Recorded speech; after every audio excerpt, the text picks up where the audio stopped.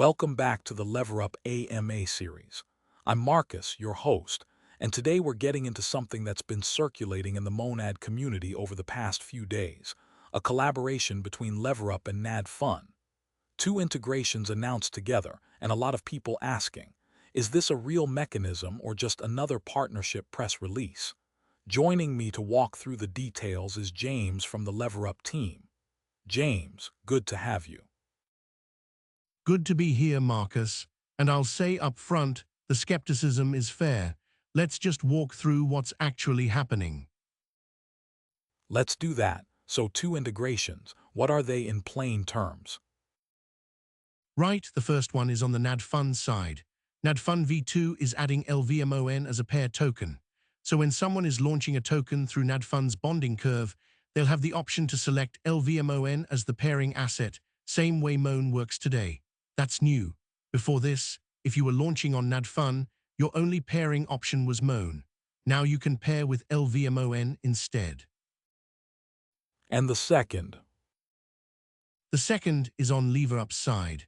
The AnyCollateral program is expanding to include graduated Nad.fun tokens as collateral candidates.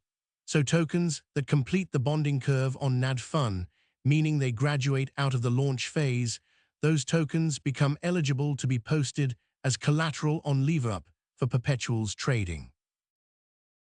Okay, so I want to press on candidates. That word is doing a lot of work there. It doesn't mean every graduated Nad.fun token automatically becomes collateral on LeverUp, right? Correct, and it's important to be clear about that. Candidate means the token is eligible to be considered. There's still a review process. We're looking at things like on-chain liquidity depth, trading volume, whether the market is healthy enough to support a perps market without creating bad risk for the protocol. So it's not a blanket approval, it's an expansion of the eligible pool. The selection process still happens. Got it. Now let's talk about the flywheel, because that's what got a lot of people's attention. Walk me through how you're describing the loop. Sure, the core idea is that LVMON flowing through Nad.fun's system feeds back into LeverUp in a way that compounds over time. When someone pairs their launch with LVMON on Nad.fun, that LVMON activity routes MON into the vault, LeverUp's protocol vault. A larger vault supports more activity under the protocol-managed virtual liquidity system, which generates more protocol revenue. That revenue funds the AnyCollateral program. Within that program, people posting selected Nad.fun tokens as collateral earn a share of protocol revenue.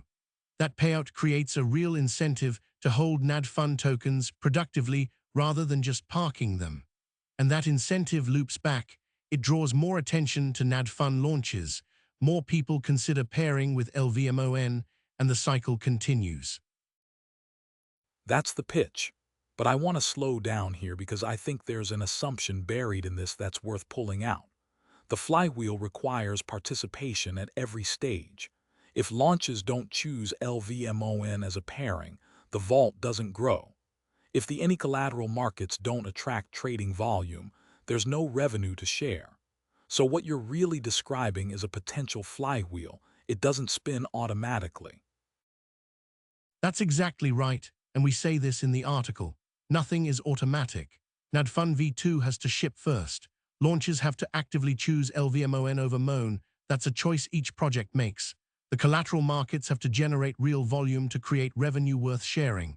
Each link in the chain requires real adoption.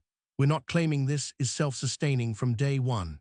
We're saying the mechanism is designed so that if those things happen, they compound in the right direction. I appreciate that honesty.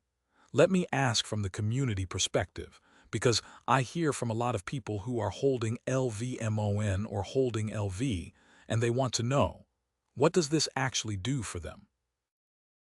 Let's take them separately.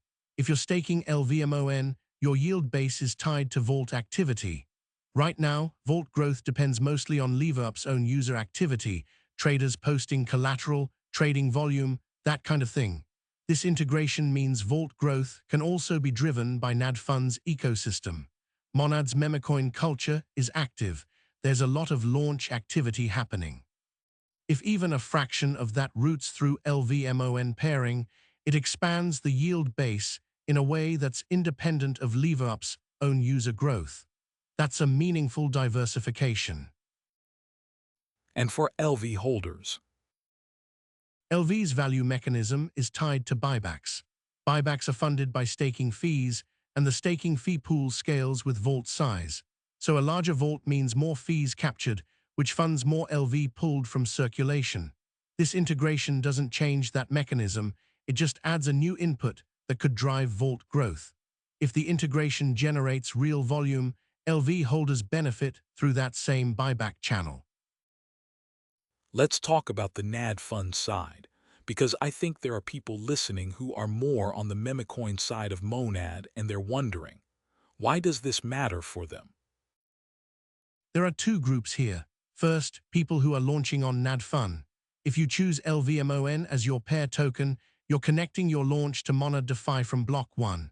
You're not just doing a memecoin launch in isolation, your token is integrated into the broader liquidity ecosystem. And if your token graduates, it becomes a candidate for LeverUp markets, which opens up a new audience. And the second group, People holding Nad.fun tokens post-launch.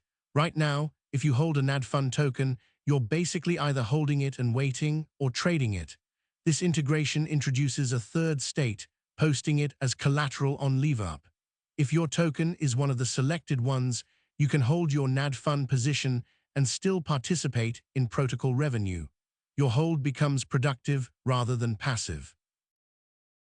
that's an interesting framing. Let me push on it though.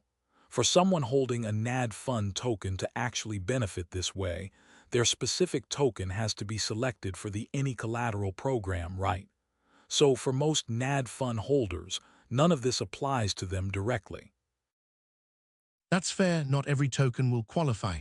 The AnyCollateral program is expanding its eligible pool, but there are real criteria: liquidity, volume, market health. We'd be misrepresenting it if we said every graduated Nad.fun token becomes collateral on LeverUp. What we can say is that graduation from Nad.fun's bonding curve is now a signal we're paying attention to when evaluating new collateral markets. It opens a pathway that didn't exist before. Okay, let me ask the broader question that I think is on a lot of people's minds, especially people who have been in DeFi for a while.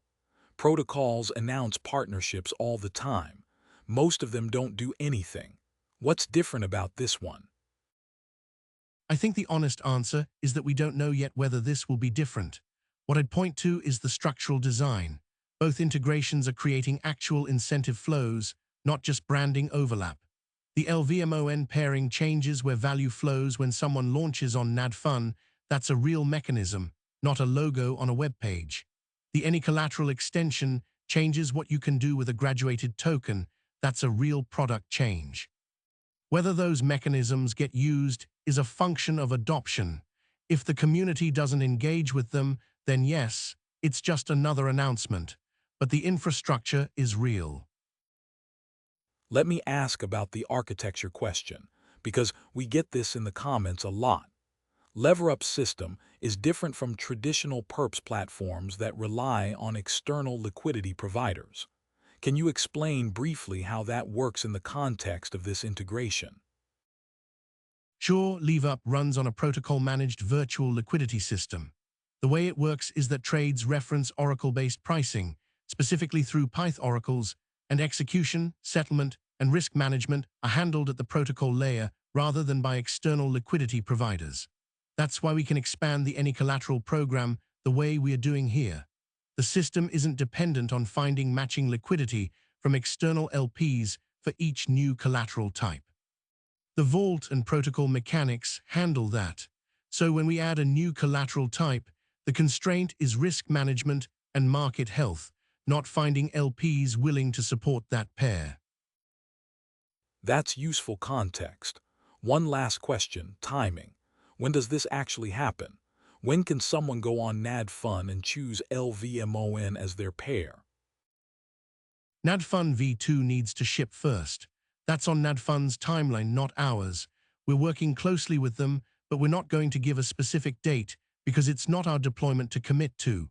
What I can say is that our side, the AnyCollateral extension, is ready to evaluate Nad.fun tokens as they graduate. We're not waiting on anything internally. The candidate review process is live. Fair. So the ask for the community right now is basically, watch for Nad.fun V2, and if you're launching, consider the LVMON pairing. And if you're holding tokens, check whether your token is eligible for any collateral. Exactly. And if you're staking LVMON or holding LV, watch the vault metrics over the next few months. That's the clearest signal of whether the integration is generating real activity or not. James, I think this was a useful conversation. You didn't oversell it, which I appreciate. We'll link to the full article in the show notes so people can read the mechanism in detail. Any final thoughts? Just that the whole point of this is to make every role in the Monad ecosystem more productive. Launching a token, holding a token, trading perps, staking into the vault, all of those things can reinforce each other if the integrations are designed right. We'll find out if this one works. We'll find out. Thanks everyone for listening. Links in the notes, and we'll see you in the next one.